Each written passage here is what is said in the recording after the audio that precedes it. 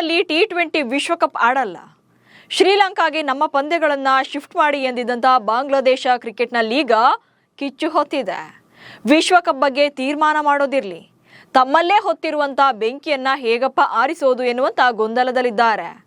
ಇದೆಲ್ಲದರ ನಡುವೆ ರಾಜೀನಾಮೆಯ ಕೂಗು ಕೂಡ ಎದ್ದಿದೆ. ಅಷ್ಟಕ್ಕೂ ಬಾಂಗ್ಲಾ ಕ್ರಿಕೆಟ್ನಲ್ಲಿ ಏನೆಲ್ಲ ಆಗ್ತಿದೆ ಅನ್ನೋ ಬಗ್ಗೆ ಈ ವಿಡಿಯೋದಲ್ಲಿ ಹೇಳ್ತೇನೆ. ನಾನು ಶಾಂತ.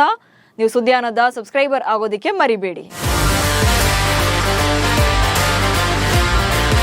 ಭಾರತದಿಂದ ಪಂದ್ಯಗಳನ್ನು ಶಿಫ್ಟ್ ಮಾಡೋಕ್ಕೆ ಆಗಲ್ಲ ಅಂತ ಐಸಿಸಿ ಹೇಳ್ತಾ ಇದ್ದಂತೆ ಬಾಂಗ್ಲಾ ಕ್ರಿಕೆಟ್ ಮಂಡಳಿ ಹೊಸ ಟೆಕ್ನಿಕ್ ಅನ್ನು ಹುಡುಕಿದೆ.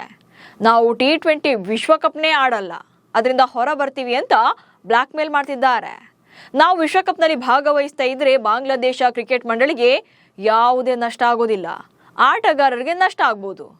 ಆಟಗಾರರು ಆಡುವಂಥ ಪ್ರತಿಯೊಂದು ಪಂದ್ಯಕ್ಕೂ ಕೂಡ ಪಂದ್ಯದ ಶುಲ್ಕಗಳನ್ನು ಪಡೆಯೋದ್ರಿಂದ ಅವರು ತೊಂದರೆಯನ್ನು ಅನುಭವಿಸ್ತಾರೆ. 2027ರವರೆಗೆ ನಮ್ಮ ಆದಾಯಕ್ಕೆ ಅಡ್ಡಿ ಆಗೋದಿಲ್ಲ ಅಂತ ಬಿಸಿಬಿಯ ಹಣಕಾಸು ಸಮಿತಿ ಅಧ್ಯಕ್ಷನಾಗಿರುವಂಥ ನಜ್ಮುಲ್ ಹಸನ್ ಹೇಳಿದ್ದಾರೆ. ನಜ್ಮುಲ್ರ ಈ ಹೇಳಿಕೆ ಈಗ ಕಿಚ್ಚು ಹಚ್ಚಿದೆ. ನಜ್ಮುಲ್ ಹಸನ್ ರಾಜೀನಾಮೆಗೆ ಆಟಗಾರರ ಆಗ್ರಹ. ಟಿ20 ವಿಶ್ವಕಪ್ನಿಂದ ಹೊರಗುಳಿಯೋ ಬಗ್ಗೆ ನಜ್ಮುಲ್ ಹೇಳಿದಂಥ ಮಾತುಗಳೇ ಈಗ ವಿವಾದಗಳನ್ನು ಉಂಟು ಮಾಡಿವೆ. ಆಟಗಾರರಿಗೆ ನಷ್ಟ ಆಗುತ್ತೆ, ನಮ್ಗಲ್ಲ ಎಂದಿದ್ದಕ್ಕೆ ತಿರುಗಿ ಬಿದ್ದಿದ್ದಾರೆ. ಹಾಗೆ ಬಿಸಿಬಿ ಹಣಕಾಸು ಸಮಿತಿ ಅಧ್ಯಕ್ಷನಾಗಿರುವಂಥ ನಜ್ಮುಲ್ ಹಸನ್ ತಮ್ಮ ಹುದ್ದೆಗೆ ರಾಜೀನಾಮೆ ನೀಡಬೇಕು, ಇಲ್ಲದೇ ಇದ್ರೆ ಆಟಗಾರರು ಇನ್ನು ಮುಂದೆ ಕ್ರಿಕೆಟ್ನೇ ಆಡೋದಿಲ್ಲ ಅಂತ ಬಾಂಗ್ಲಾದೇಶ ಕ್ರಿಕೆಟಿಗರ ಕಲ್ಯಾಣ ಸಂಘ ಘೋಷಣೆ ಮಾಡಿದೆ. ಅಷ್ಟಕ್ಕೂ ನಜ್ಮುಲ್ ವಿರುದ್ಧ ತಿರುಗಿ ಬೀಳೋಕೆ ಕಾರಣ ಕೂಡ ಇದೆ. ಒಬ್ಬ ಆಟಗಾರ ಮ್ಯಾಚ್ ಆಡಿದ್ರೆ ಹಾಗೆ ಪಂದ್ಯಶ್ರೇಷ್ಠ ಪ್ರಶಸ್ತಿಯನ್ನ ಗೆದ್ರೆ ಐಸಿಸಿ ನಿಯಮಗಳ ಪ್ರಕಾರ ಹಣವನ್ನು ಪಡ್ಕೊಳ್ತಾನೆ. ಆ ಹಣ ಸಂಪೂರ್ಣವಾಗಿ ಆಟಗಾರನಿಗೆ ಸೇರುತ್ತೆ.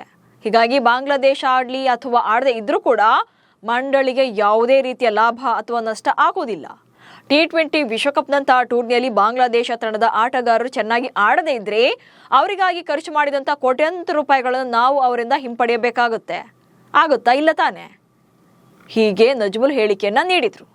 ನಜ್ಮುಲ್ರ ಇದೇ ಹೇಳಿಕೆಗೆ ಮಾಜಿ ನಾಯಕ ಅಂದ್ರೆ ಬಾಂಗ್ಲಾ ತಂಡದ ಮಾಜಿ ಕ್ಯಾಪ್ಟನ್ ಆಗಿರುವಂತ ತಮೀಮ್ ಇಕ್ಬಾಲ್ ವಿಶ್ವಕಪ್ ವಿಚಾರದಲ್ಲಿ ಎಚ್ಚರಿಕೆಯಿಂದ ವರ್ತನೆ ಮಾಡಬೇಕು ಎಂದಿದ್ರು. ಇದಕ್ಕೆ ಇಕ್ಬಾಲ್ರನ್ನ ಭಾರತೀಯ ಏಜೆಂಟ್ ಅಂತ ಹಸನ್ ಟೀಕೆ ಮಾಡಿದ್ರು. ಹೀಗಾಗಿ ಹಸನ್ ರಾಜೀನಾಮೆನ ಕೊಡಲೇಬೇಕು ಎಂಬ ಒತ್ತಡ ಜಾಸ್ತಿ ಆಗ್ತಿದೆ.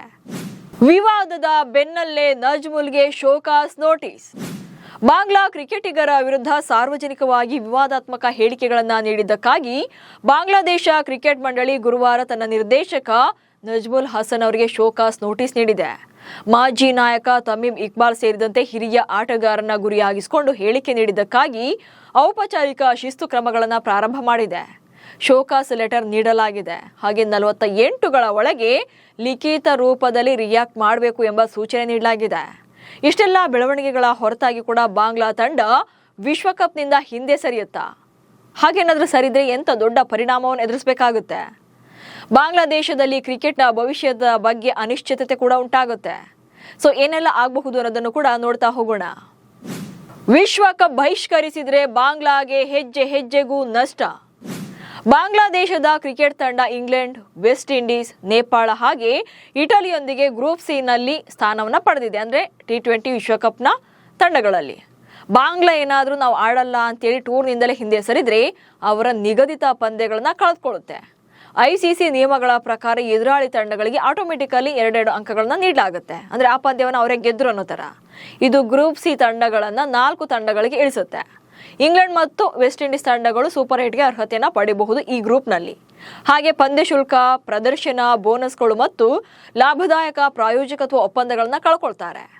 ಮಂಡಳಿ ಯಾವುದೇ ಪರಿಹಾರವನ್ನ ನೀಡೋದಿಲ್ಲ ಅಂತ ಸ್ಪಷ್ಟಪಡಿಸಿದೆ. ಈ ಆರ್ಥಿಕ ಒತ್ತಡ ಆಟಗಾರರು ಮತ್ತು ಆಡಳಿತಗಾರರ ನಡುವಿನ ಬಿರುಕನ್ನ ಇನ್ನಷ್ಟು ಜಾಸ್ತಿ ಮಾಡಬಹುದು. ಹಾಗೆ ಬಾಂಗ್ಲಾದೇಶ ವಿಶ್ವಕಪ್ ಅನ್ನ ಬಹಿಷ್ಕಾರ ಮಾಡೋದನ್ನ ಮುಂದುವರಿಸಿದ್ರೆ ಐಪಿಎಲ್ ಫ್ರಾಂಚೈಸಿಗಳು ಬಾಂಗ್ಲಾದೇಶದ ಆಟಗಾರರಿಗೆ ಸಂಪೂರ್ಣವಾಗಿ ನಿಷೇಧ ಇರುವಂತಹ ಸಾಧ್ಯತೆ ಕೂಡ ಇದೆ. ಹೀಗಾಗಿ ಬಾಂಗ್ಲಾದೇಶದ ಪಾಲಿಗೆ ಟಿ20 ವಿಶ್ವಕಪ್ ಬಿಸಿ ತುಪ್ಪವಾಗಿದೆ. ನಮಸ್ಕಾರ.